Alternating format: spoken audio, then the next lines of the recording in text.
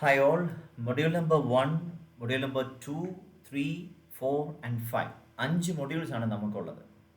ഇതിൽ കഴിഞ്ഞ വർഷത്തെ ക്വസ്റ്റ്യൻ്റെ അകത്ത് ഈ രീതിയിൽ 32 ക്വസ്റ്റ്യൻ, അതായത് 32ാമത്തെ ക്വസ്റ്റ്യൻ, 33rd, 34 ആൻഡ് 35. നമുക്കതിനെക്കുറിച്ചൊന്ന് ഇറങ്ങി ചെല്ലുകയാണെങ്കിൽ കഴിഞ്ഞ വർഷത്തെ ക്വസ്റ്റ്യൻസിനകത്ത് കുറേയൊക്കെ ഡയറക്റ്റ് ക്വസ്റ്റ്യൻസ് ആണെന്ന് നമുക്ക് പറയാം. എന്നാൽ പ്രധാനപ്പെട്ട പല ക്വസ്റ്റ്യൻസും അവിടെ മിസ്സായിട്ടുണ്ടെന്നുള്ളതും മനസ്സിലാക്കാൻ പറ്റും. അപ്പം നമ്മൾ മൊഡ്യൂൾ നമ്പർ 1നെ സംബന്ധിച്ച് പറയുകയാണെങ്കിൽ മൊഡ്യൂൾ നമ്പർ 1ൽ നിന്നൊരു ക്വസ്റ്റ്യൻ എൻ്റെ അകത്തുണ്ട്, capitalism, socialism and mixed economy. കഴിഞ്ഞ വർഷം അതാണ് മൂന്നിൻ്റെയും കൂടെ ഒന്നിച്ചാണ് ചോദിച്ചിരിക്കുന്നത്. ഈ വർഷം അത് ചോദിക്കാൻ പാടില്ല എന്നൊന്നും നിയമമില്ല. ഏതെങ്കിലും ഒരെണ്ണം മാത്രമായിട്ട് ചോദിക്കാം. ചിലപ്പോൾ അത് സെക്ഷൻ ഡിയിൽ നിന്ന് നേരെ സെക്ഷൻ സിയിലേക്ക് വേണമെങ്കിൽ പോവാം. കഴിഞ്ഞ വർഷത്തെ 15 മാർക്സിൻ്റെ ക്വസ്റ്റ്യൻ ഇത്തവണ ഒരു 4 മാർക്സിൻ്റെ ക്വസ്റ്റ്യനായിട്ട് മാറാം. എന്തായാലും അത് പഠിക്കാതിരിക്കേണ്ട കാര്യമില്ല, അത് പഠിക്കണം. കഴിഞ്ഞ വർഷത്തെ ഈ ലേണിംഗ് ബിസിനസ് ഇൻഫർമേഷൻ എന്ന് പറയുന്ന ഏരിയയിൽ നിന്നുള്ള ക്വസ്റ്റ്യൻസ് കഴിഞ്ഞ വർഷം കുറവായിരുന്നു. Methods and techniques of collecting and learning business ഇൻഫർമേഷൻ്റെ ക്വസ്റ്റ്യൻസ് കുറവായതുകൊണ്ട് പ്രൈമറി ഡേറ്റ കളക്ഷനെ കുറിച്ചുള്ള ക്വസ്റ്റ്യൻ ഉണ്ട്. എന്നാൽ പോലും നമുക്ക് ആ ബിസിനസ് എഡ്യൂക്കേഷൻ പ്രോഗ്രാം പോലുള്ള കാര്യങ്ങൾ ഒരുപക്ഷെ ചോദിക്കാനുള്ള സാധ്യതകളുണ്ട്. ഇതൊന്നും നമുക്ക് പ്രെഡിക്റ്റ് ചെയ്യാൻ പറ്റത്തില്ല, എങ്ങനെ വേണമെങ്കിലും ക്വസ്റ്റ്യൻസ് ഇടാവുന്നതാണ്.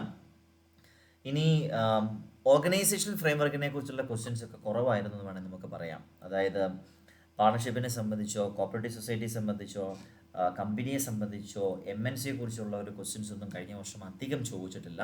അപ്പോൾ അതുകൊണ്ട് ആ ഒരു ഏരിയ നിങ്ങൾ നന്നായിട്ടൊന്ന് കവർ ചെയ്യാനായിട്ട് ശ്രമിക്കണം. സെക്കൻഡ് മൊഡ്യൂളിലോട്ട് വരുമ്പോഴത്തേനും primary sector, secondary sector, tertiary സെക്ടറിനെ കുറിച്ചുള്ള ക്വസ്റ്റ്യൻസ് കഴിഞ്ഞ വർഷം വളരെ കുറവായിരുന്നു.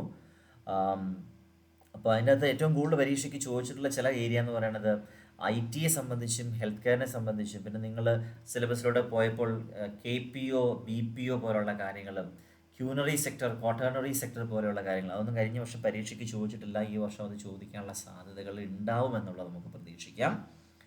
ഇനി മൊഡ്യൂൾ നമ്പർ 3ൽ ഒരു പ്രധാനപ്പെട്ട ക്വസ്റ്റ്യൻ ഉണ്ട്, സ്റ്റെപ്സ് ഇൻ എസ്റ്റാബ്ലിഷിംഗ് ബിസിനസ്. കഴിഞ്ഞ വർഷം അത് ചോദിച്ചിട്ടില്ല, അത്ര വലിയ ഡയറക്റ്റായിട്ട് ചോദിച്ചിട്ടില്ല. അപ്പോൾ അത് നമുക്ക് ഇത്തവണ പ്രതീക്ഷിക്കാവുന്ന ഒരു കാര്യമാണ്. എൻവയോൺമെൻറ്റൽ അനാലിസിസ് എന്ന് പറയുന്ന ഒരു ഏരിയയും നമുക്കൊന്ന് പ്രതീക്ഷിക്കാവുന്ന ഒരു ഏരിയയാണ് ഇത്തവണ. ഐഡിയ ജനറേഷൻ നമുക്കൊന്ന് പ്രതീക്ഷിക്കാവുന്ന ഒരു ഏരിയയാണ്. കഴിഞ്ഞ വർഷം ചോദിക്കാത്തൊരു ഏരിയയാണ് ലോൺസ് ആൻഡ് അഡ്വാൻസസിനെ സംബന്ധിച്ചുള്ള കാര്യങ്ങൾ. ആ ഒരു ഏരിയയും പ്രധാനമായിട്ടുള്ള ഒരു കാര്യമായിട്ട് നമുക്ക് കണക്കാക്കാം. ഇക്കണോമിക് ഡെവലപ്മെൻറ്റിൻ്റെ അകത്ത് ബിസിനസ്സിൻ്റെ role of business in the economic development 4 മാർക്കിനൊക്കെ ചോദിച്ചിട്ടുള്ള ഒരു ക്വസ്റ്റ്യനാണ്. പക്ഷേ അത് കഴിഞ്ഞ വർഷം അധികം ചോദിച്ചിട്ടില്ല. ഇനി നിങ്ങൾ +2 പഠിച്ചു എന്ന് പറഞ്ഞ് നമ്മൾ അസൈൻമെൻറ്റ് തന്ന area new economic policy, liberalisation, privatisation and globalisation, ആ ഏരിയയിൽ നിന്നുള്ള ക്വസ്റ്റ്യൻസ് കഴിഞ്ഞ വർഷം കുറവായിരുന്നു. So you should read that area very clearly. 4ാമത്തെ മൊഡ്യൂളിനെ സംബന്ധിച്ച് പറയുകയാണെങ്കിൽ കഴിഞ്ഞ വർഷത്തെ പരീക്ഷയ്ക്കകത്ത് സെക്ഷൻ ഡിയിൽ നിന്നുള്ള ക്വസ്റ്റ്യൻസ് ഒക്കെ കുറവായിരുന്നു. അതിൽ പ്രത്യേകിച്ചും ഈ പറയുന്ന quality of life, quality of work life ഒക്കെ ചോദിച്ചിട്ട് പോലും ഉണ്ടായിരുന്നില്ല. Role of trained manpower എന്നതിനെ സംബന്ധിച്ചൊരു ക്വസ്റ്റ്യൻ ഇവിടെ എവിടെയോ കണ്ട പോലെ തോന്നുന്നുണ്ട്, പക്ഷേ അതൊന്നും വളരെ ഡയറക്റ്റ് ആയിട്ട് കാണാൻ സാധിച്ചിട്ടില്ല. Role of trained manpower at in small, medium and large organisation എന്നുള്ള ക്വസ്റ്റ്യനൊക്കെ നല്ല പ്രാധാന്യമുള്ളതായിരുന്നു. എത്തിക്സ്, ബിസിനസ് എത്തിക്സിനും അതോടൊപ്പം തന്നെ സോഷ്യൽ റെസ്പോൺസിബിലിറ്റിക്കും നല്ല പ്രാധാന്യമുണ്ട്. You should give some importance to that area also. Finally 5th മൊഡ്യൂളിലോട്ട് വരുമ്പോഴത്തേനും നമുക്ക് പ്രധാനമായിട്ടുള്ളൊരു ഏരിയ പ്രോജക്റ്റ് റിപ്പോർട്ട് തന്നെയാണ്. പിന്നെ അതിനകത്തുള്ള ഓരോ ഇൻഡിവിജ്വൽ ഐറ്റംസിനും നമുക്ക് ക്വസ്റ്റ്യൻസ് പ്രതീക്ഷിക്കാവുന്നതാണ്. നോട്ട് ടേക്കിങ്ങിനെ സംബന്ധിച്ചും സെമിനാർ എന്താണ്, വർക്ക്ഷോപ്പ് എന്താണ്, കോൺഫറൻസ് എന്താണ്, സിമ്പോസിയം എന്താണ്, ഫീൽഡ് സ്റ്റഡി എന്താണ്, കേസ് സ്റ്റഡി എന്താണ്, ഒബ്സർവേഷൻ എന്താണെന്നൊക്കെ ഒക്കെ 2 മാർക്സിനും 4 മാർക്സിനും ഒക്കെ ചോദിച്ചു കണ്ടിട്ടുള്ള ഒരു ക്വസ്റ്റ്യൻ പാറ്റേൺ തന്നെ നമുക്ക് കാണാൻ സാധിക്കുന്നതാണ്. ഞാൻ നിങ്ങളോട് ഓൾറെഡി തന്നെ പറഞ്ഞിട്ടുണ്ട്, പ്രീവിയസിൽ ഒരു 4 വർഷത്തെ ക്വസ്റ്റ്യൻസ് എന്നെടുത്ത് നിങ്ങളൊരു ഒബ്സർവേഷൻ നടത്തണം. ആ ഒബ്സർവേഷൻ്റെ ബേസിലായിരിക്കണം നിങ്ങളുടെ കംപ്ലീറ്റ് സ്റ്റഡിയും നടത്താനായിട്ട്. ഓക്കെ, ഞാനിപ്പോൾ വീഡിയോ റെക്കോർഡ് ചെയ്യുന്ന ഈ ഒരു സെഷൻ ഇവിടെ വൈൻഡപ്പ് ചെയ്യണം. അപ്പോൾ അതിന് മുമ്പായിട്ട് വളരെ പ്രധാനമായിട്ടും ഒരു എക്സാമിനേഷൻ പോയിന്റ് ഓഫ് വ്യൂ കണ്ടുവരുന്ന ചില മിസ്റ്റേക്സ്, അതാണ് ഞാൻ ഇന്ന് പറയുന്നത്.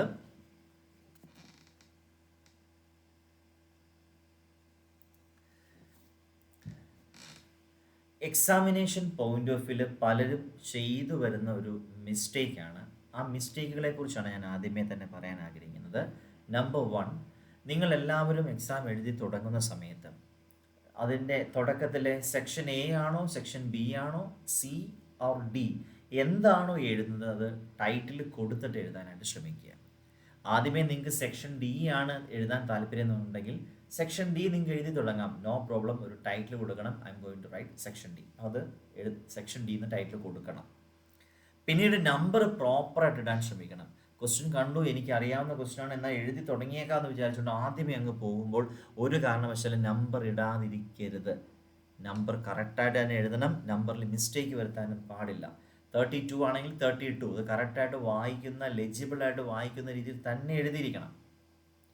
ദെൻ സെക്ഷൻ ഡി രണ്ടും എഴുതിയതിന് ശേഷം സെക്ഷൻ എ ആണ് എഴുതാൻ പോകുന്നുണ്ടെങ്കിൽ നിങ്ങൾ സെക്ഷൻ എ എന്നുള്ള ടൈറ്റിൽ കൊടുക്കാൻ ശ്രമിക്കണം, ഹെഡിങ് കൊടുക്കണം, എന്നിട്ട് എഴുതാൻ ശ്രമിക്കുക.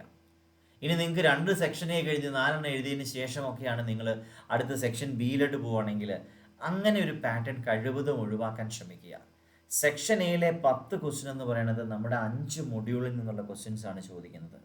നിങ്ങൾക്ക് ഈ സബ്ജക്റ്റിന് എത്രമാത്രം ഗ്രാഹ്യമുണ്ടെന്ന് മനസ്സിലാക്കാനായിട്ട് ഈ പറയുന്ന 5 ക്വസ്റ്റ്യൻ്റെ അകത്ത് നിങ്ങളുടെ ആൻസർ നോക്കി അറിയാൻ സാധിക്കും.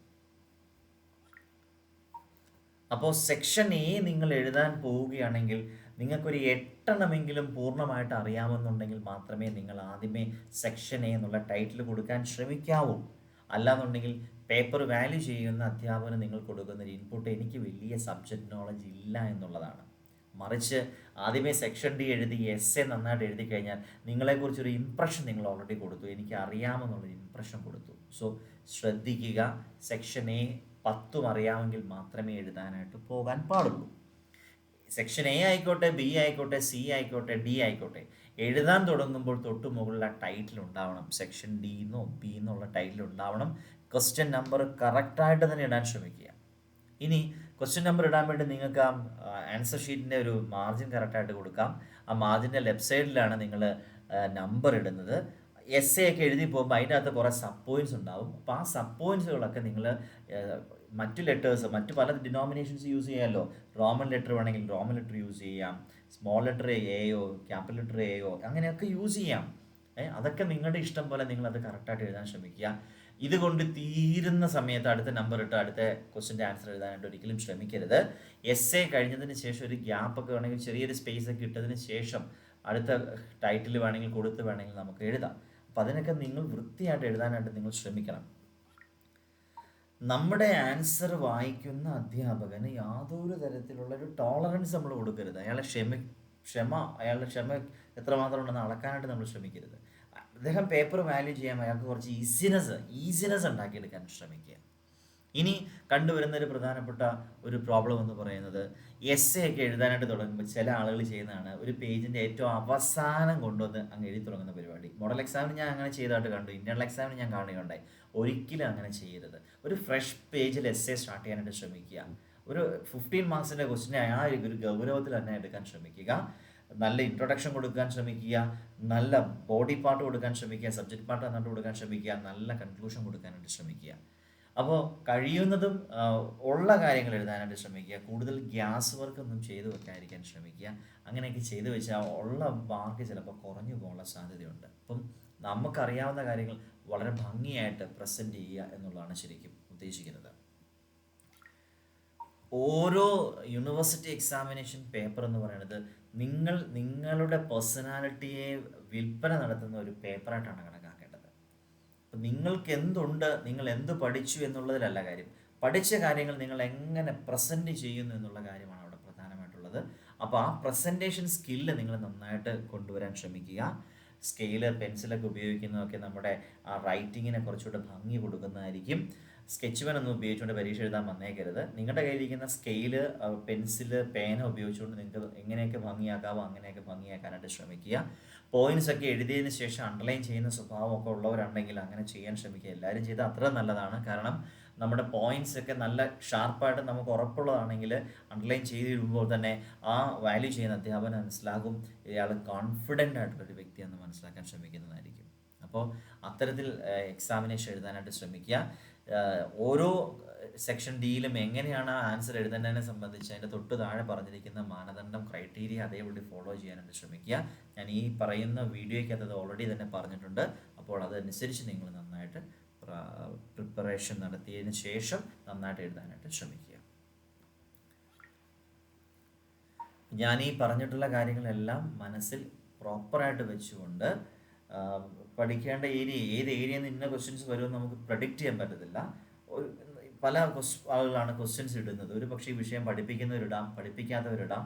അപ്പോൾ അവർ സിലബസ് നോക്കി ഏതെങ്കിലും ഏരിയയിൽ നിന്നൊക്കെ ഒരു പക്ഷേ 4 മാർക്കിൻ്റെ ഒരു ക്വസ്റ്റ്യൻ ആയിട്ട് പോലും എഴുതാൻ പറ്റാത്ത കാര്യം ഒരു പക്ഷേ 4 മാർക്കിന് ചോദിക്കാം. സെക്ഷൻ 4 നിർത്തേണ്ട ഒരു ക്വസ്റ്റ്യൻ വേണമെങ്കിൽ ഈ പറയുന്ന എസ്സേ ആയിട്ട് ചോദിക്കാം. അപ്പോൾ അതൊക്കെ എങ്ങനെ വന്നാലും നമ്മൾ അതിൻ്റെ കണ്ടന്റ് എവിടെയാണ്, അതിൻ്റെ തീം എവിടെ നിന്നാണ് ആരംഭിക്കുന്നത്, അതിനെക്കുറിച്ചൊക്കെ ഒരു ഇൻട്രൊഡക്ഷനൊക്കെ എഴുതി വെച്ചിട്ട് നമ്മുടെ എസ്സേ നന്നായിട്ടൊന്ന് പൊലിപ്പിക്കാനായിട്ട് ശ്രമിക്കുക. എല്ലാവരും ആ രീതിയിൽ നന്നായിട്ട് പ്രിപ്പയർ ചെയ്ത് നന്നായിട്ട് എഴുതാനായിട്ട് ശ്രമിക്കുക. All the very best to all of you. Thank U.